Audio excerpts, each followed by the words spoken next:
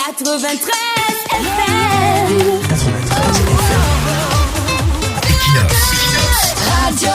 Bonjour, comme précisé hier, lorsqu'on parle de réconciliation, certains pensent qu'après avoir commis tant de forfaits et pendant des décennies, ils vont, le moment venu, se lever comme ça, rédiger des lettres d'excuses, demander pardon et leurs victimes, y compris le peuple, vont immédiatement accepter la réconciliation. Vous vous trompez. La réconciliation au sens de la justice transitionnelle est toute une doctrine qui renferme plusieurs étapes bien définies. Hier, après avoir parlé des gens qui doivent se réconcilier avant toute consolidation du vivre ensemble ou de l'harmonie nationale au Cameroun, parlons des différentes étapes qui, de notre point de vue, devraient mener ou aboutir à la réconciliation dans une nation comme la nôtre. Première phase, c'est la mise sur pied d'une commission nationale vérité et réconciliation avec des démembrements territoriaux. Cette commission est mise sur pied de façon consensuelle et est conduite par des hommes de consensus mais très rigoureux, dont les bourreaux sont d'office disqualifiés pour diriger la réconciliation. Les espèces d'audiences foraines sont aussi organisées. Deuxième phase, c'est la vérité. La vérité est une phase importante du chemin vers la réconciliation. Pendant les audiences foraines, les bourreaux, ceux qui ont fait du mal aux autres et au pays, viennent devant leurs victimes représentées, avouer leurs forfaits, révéler les forfaits cachés, se confesser. Concrètement, pour ce qui serait l'idéal au Cameroun comme vérité, les gens qui ont mis le pays à terre, commis des crimes, détourné massivement l'argent du peuple, devraient par exemple dire la vérité sur les sommes détournées, les terres arrachées, dire où ces terres se trouvent, dire où ils ont caché l'argent qui reste, dire où se trouvent leurs biens mal acquis ou recyclés à travers des prêts non, dénoncer leurs complices nationaux ou étrangers, confesser tout le mal qu'ils ont fait à leur pays et à leurs compatriotes. Ceux qui ont violé les droits de l'homme, ceux qui ont tué physiquement ou mystiquement doivent avouer leurs crimes, raconter comment ils les avaient commis, montrer là où les corps avaient été enterrés. Bref, voilà ce que signifie la vérité qui est dans la dénomination vérité et réconciliation. Les victimes de leur côté viennent aussi faire des révélations sur ce qu'elles ont subi. Celles qui ne pouvaient pas parler à cause de la peur des représailles ont enfin la possibilité de parler.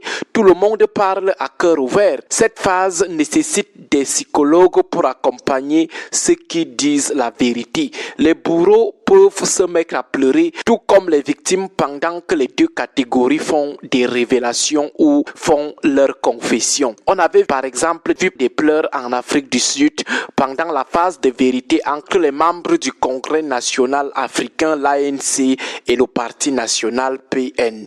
Après la phase de la vérité vient la troisième, qui est la justice. La phase de la justice est divisée en deux. D'abord, la justice institutionnelle. Les juridictions se saisissent des cas qui méritent des poursuites judiciaires. Certains bourreaux sont même condamnés. Contre d'autres, des investigations sont déclenchées pour mieux évaluer le total de leurs forfaits. Ceux qui ne veulent pas dire la vérité ou reconnaître les révélations des victimes, les juridictions peuvent se mettre en branle.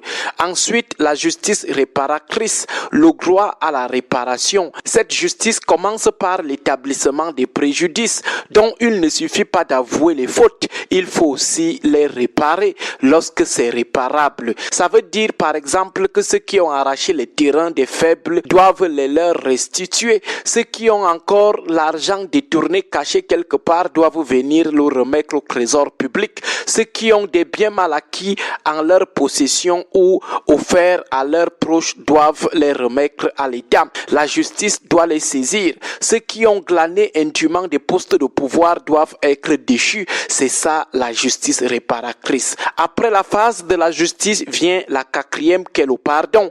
Ceux qui ont fait du mal au pays, à certaines communautés, à certains citoyens, après avoir confessé leur forfait, après avoir accepté l'étape de la justice, demandent pardon. Les victimes, le peuple, de son côté, accepte le pardon. Seulement, chacun prend un engagement. Les bourreaux, disons les accusés, prennent l'engagement de naître de nouveau, même dans le cas où où ils sont condamnés. Ils acceptent et leur cœur reste ouvert, sans rancune. Les victimes, le peuple et ocre de leur côté prennent l'engagement de ne plus haïr leurs bourreaux. Ils acceptent aussi et leur cœur reste ouvert. La justice et la vérité en échange de la clémence de la nation, l'amnistie individuelle mais conditionnée.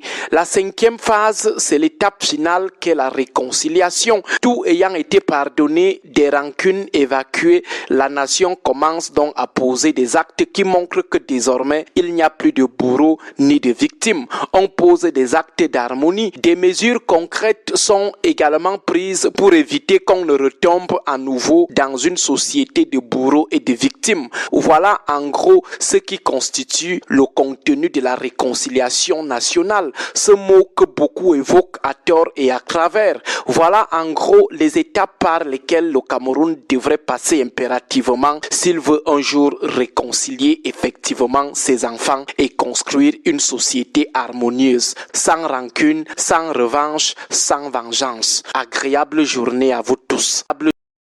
93 FM.